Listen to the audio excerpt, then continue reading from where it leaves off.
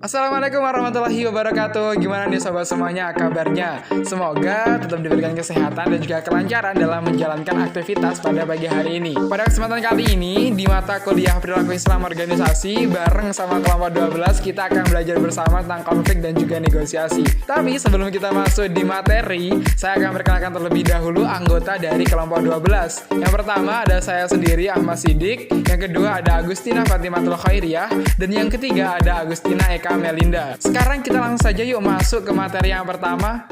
Pembahasan yang pertama yaitu mengenai konsep pengertian konflik. Konflik merupakan pertentangan atau ketidakselarasan. Beberapa faktor ini menjadi kondisi yang merupakan titik awal proses konflik. Oleh karena itu, kita dapat mendefinisikan konflik sebagai sebuah proses yang dimulai ketika suatu pihak memiliki persepsi bahwa pihak lain telah mempengaruhi secara negatif sesuatu yang menjadi kepedulian. Konflik dinilai sebagai masalah sosial yang harus ditangani pada sumbernya dan perlu dipecahkan. Resolusi konflik dengan pemecahan masalah biasanya dipilih karena antar pihak yang berkonflik tanpa ada paksaan dan interaksi ingin menyelesaikan masalah tersebut. Dalam proses resolusi konflik dengan pemecahan masalah akan terjadi 3 tahapan, yaitu pertama, negosiasi.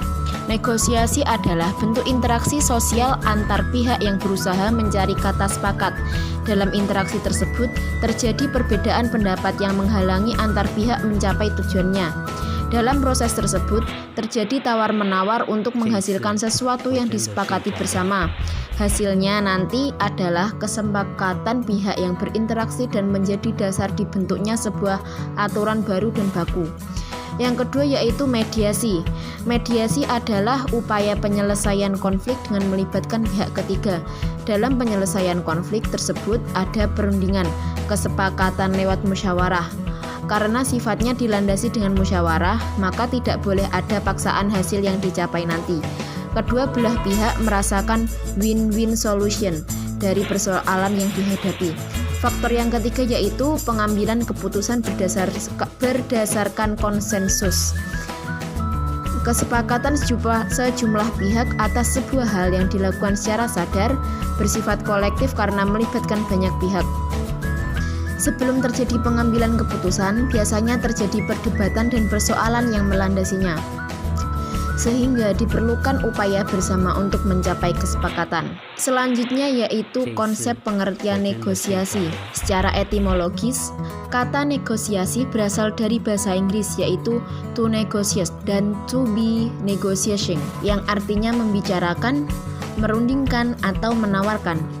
Kata tersebut kemudian memiliki turunan lain yaitu negotiation, yang artinya aktivitas membicarakan atau merundingkan sesuatu dengan pihak lain untuk mencapai kesepakatan.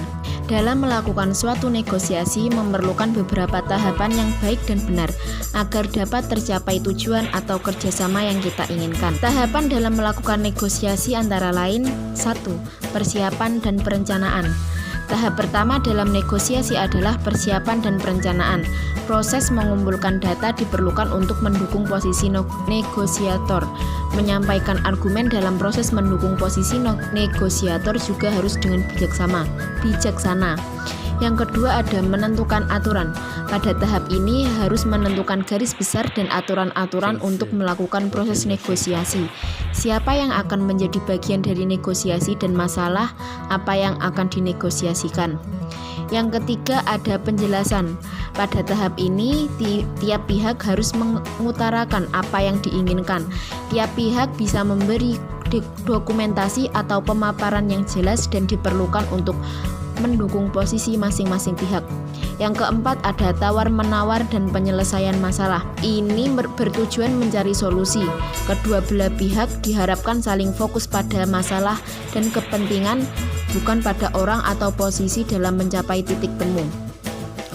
Dan yang terakhir ada tahap penutupan dan implementasi. Segala sesuatu diputuskan secara bersama, tetapi ada beberapa hal yang perlu diperhatikan.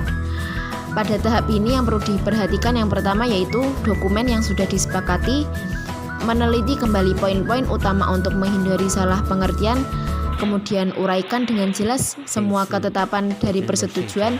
Yang terakhir, kedua pihak harus membaca dan menandatangani dalam memperoleh kesepakatan atas apa yang dirundingan.